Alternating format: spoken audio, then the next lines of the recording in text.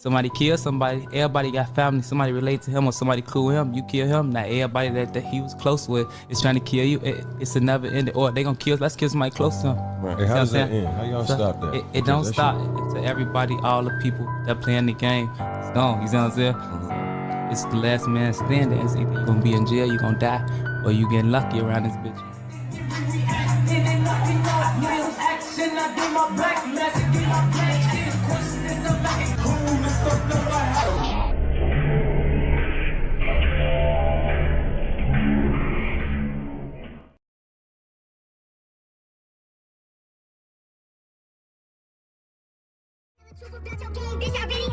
Bitch, I got my own, find on this security in the club. All they wolfing on the knee, nigga, I thought you was a thug. I ain't got nowhere to go, I shot up everywhere they was. You know, took that shit from you, come get it back in blood.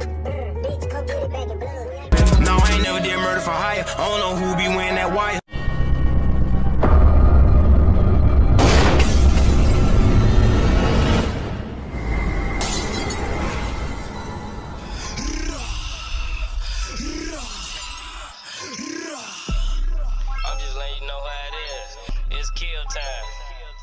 I'm saying though, they got 63rd niggas, some dirty ass niggas, man. I'm talking about, hey, listen though, man, the nigga on 64, but y'all 63rd niggas over there smoking crack. What's up, what it do? Drill Time TV checking in once again. And Lil Durk legal team just made a bold move, asking the judge to throw out the case because the government allegedly presented false evidence to indict him. If true, this could change everything. But why is this defense team claiming government misconduct? We definitely go get into the details. But first, hit that like button for me one time and share this to spread awareness. And if you ain't subscribed to the channel, it's a good time to do it now. Hey, 100, I appreciate y'all. Real recognize real, let's jump right into it. You're seen with the same group of people. There is this tendency to just assume you, for some reason, are considered part of gang activity. And I really feel like they're targets. It's got to the point now, if there is a hip hop artist that's charged with a crime anywhere in the United States, I'm gonna get a phone call.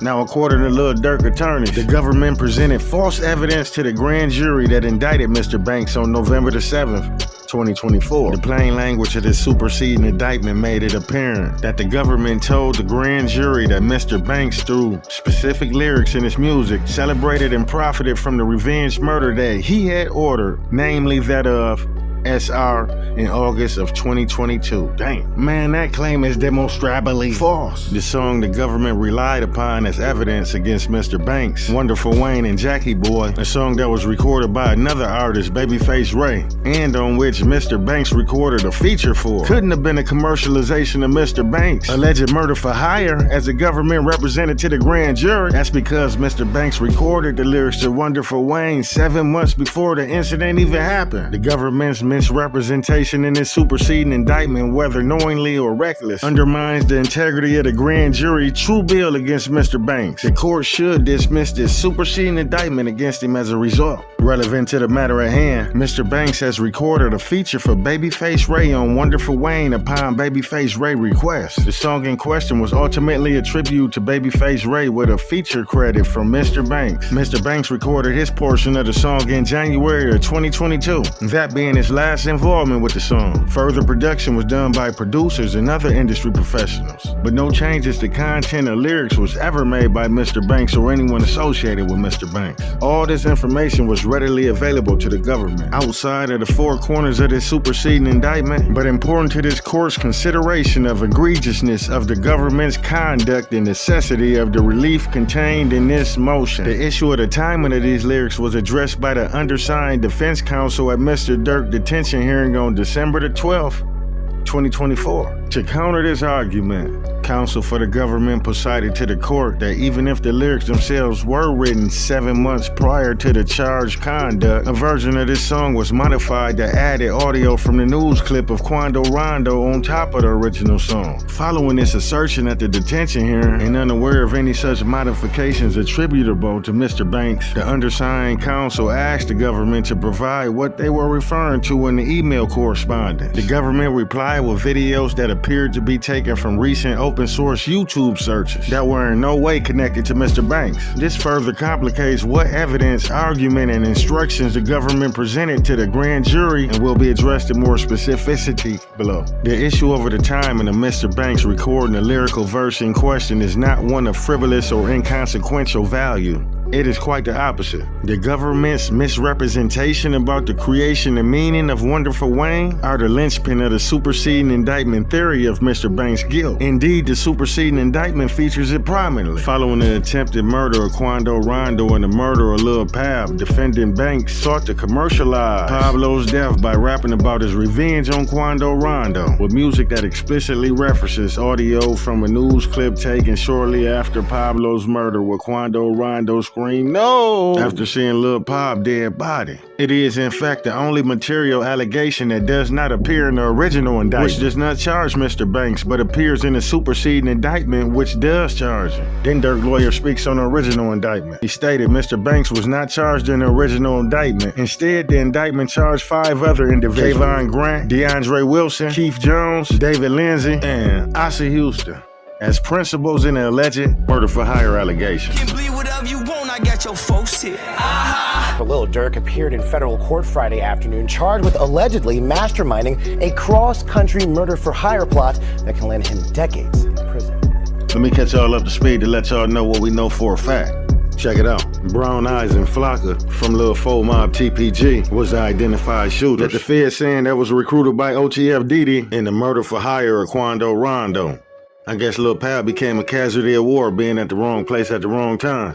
They saying OTF Boogie was the driver, while OTF Vonnie paid for the guns, cars, hotels, etc. Both of the shooters being from L4M hood left the drill fans baffled, and they thought it was real random being that Lil Durk in tandem with hoods like Tay-Town, Lamron, and O-Block that a bag of that magnitude to get dropped in the direction of Lil Fo Mob. But as we can see, OTF Didi been had rapport with L4M because he seen in one of their members' video at the 30-second mark about a year ago. You would have thought careful coordinating and planning went into play, but obviously that wasn't the case. Them boys fried green tomato. Moving along, on August the 18th, 2022, the day before Lil Pab murder, OTF members learned the Quando Rondo location from a longtime OTF affiliate, co-conspirator number 4. So Didi, Flocka, Brown Eyes, and Boogie allegedly fly out to California from Chicago with a one-way ticket to San Diego, along with co-conspirator number 2. Feds say on this same day that Durk traveled to California in a private jet with another conspirator, OTF Vonnie. How the story goes, Vonnie allegedly provided guns, ski masks, and hotel rooms for the killers on the OTF company car. Fuck you talking about? They went through Vonnie phone records along with co-conspirator 3 and had reason to believe a text message saying, "Don't book no flights under no names involved with me," came from the alleged ringleader of this orchestrated hit, Lil Durk. Feds say they could link this phone to Lil Durk from a text message he made in February 2022.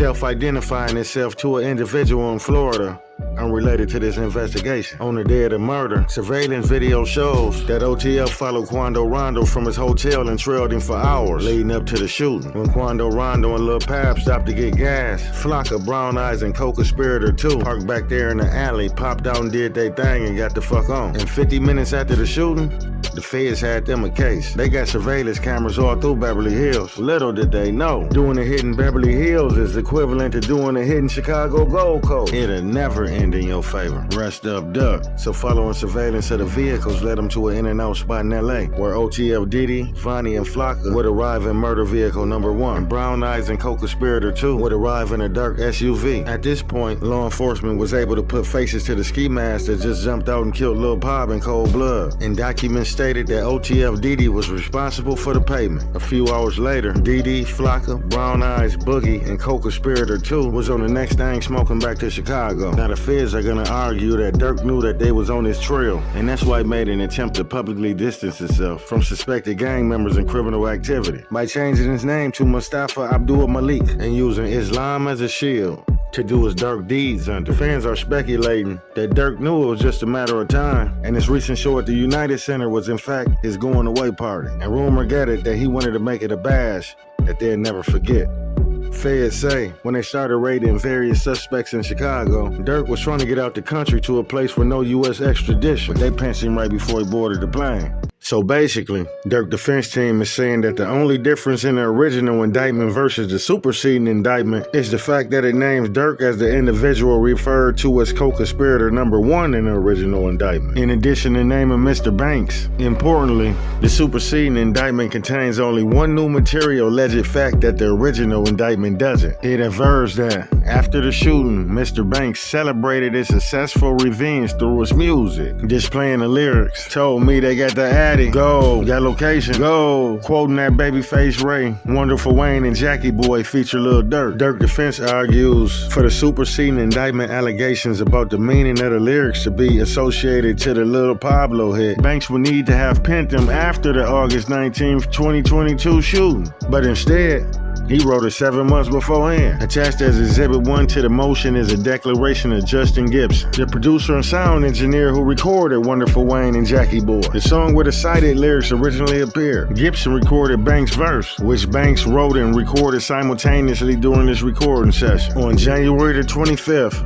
2022. Gibson uploaded the track at 5:39 p.m. that evening, saved it at 6:33 p.m., and finalized it at 7:21 p.m. IDing Mr. Banks' January 2022 lyrics. Therefore, it could not have been about SR homicide in August 2022. And unless the government is prosecuting Banks on the theory of extrasensory pre-science, the lyrics could not have soundly informed the grand jury finding a probable cause. The indictment assertion about Bank lyrics, the timing and their meaning is false. When Banks wrote the cited lyrics, Lil Pop killing was 7 months in the future. For Banks to be writing about that Quando Rondo incident would have been impossible. The only open question is how such patently false information came to be within the grand jury purview to begin with. One answer is the prosecutor that prepared and presented the government evidence knew that the evidence was false. Another is that the prosecutor who presented the evidence did not know it to be false, but the witness who conveyed it did. I wonder who that witness is. And the third is that the evidence that was obtained and presented with reckless disregard for patent falsity. As explained further below, regardless of the answer, a dismissal is warranted. The defense sought clarification by email about exactly what video the government was referencing that featured both the TMZ news footage and the Wonderful Wayne lyrics. The government responded that additional discoveries would be forthcoming, but it provided 2 links to examples of the reference video. The first was posted by a user with the handle of OTF Edit. The second was posted by a user with the handle @MyMixtape. These videos do in fact contain audio and video from news coverage of the shooting, in which Quando Rondo can be heard screaming, "No!" superimposed over the Wonderful Wayne lyrics. The problem with these productions, however, is that Mr. Banks did not create these videos, and the government failed to show any nexus between the manufactured video clips and Mr. Banks. These videos were not created nor posted at Mr. Banks' direction. The internet users who posted the videos, OTF Edits and My Mixtapes, are apparent fan pages maintained by people with no affiliation to Mr. Banks or only the family incorporated. The court should order production of the grand jury transcripts to clarify whether, in charge of Mr. Banks, did the grand jury erroneously attributed these or other fan page edits to Mr. Banks, as the government has clearly done. Long story short, Durk defense team is arguing that the government added new charges based on questionable evidence, while furthermore pinpointing misleading statements that influenced the grand jury. Also citing how past cases have ruled when prosecutors misled a grand jury. It's a few possible outcomes. What happens if the motion granted? Well, if the motion is granted, Durk walk a free man. And if the judge doesn't dismiss, Durk attorney would like for the grand jury records released in hopes of exposing flaws in the federal case. Worst case scenario, if the motion is denied, Durk legal team continues to fight the charges and could always file a future motion based on new evidence. Cause look here, man, if the government really used false evidence, then this isn't just about Lil Durk. It raises big questions about fairness in federal criminal cases. In simple terms, Durk lawyers are saying if the feds lied or withheld key details to get this indictment, then the case is invalid. Free Smirk, do you think that the judge should dismiss this case? Hey, but who knows? You can't count him out yet, being that he just got them little rap lyrics on him and a little text message he possibly allegedly sent. Shit, he might get up out of there on that band. Hey, cause if it's a will, it's a way, hear me out. Drew Findling said he prepared for war.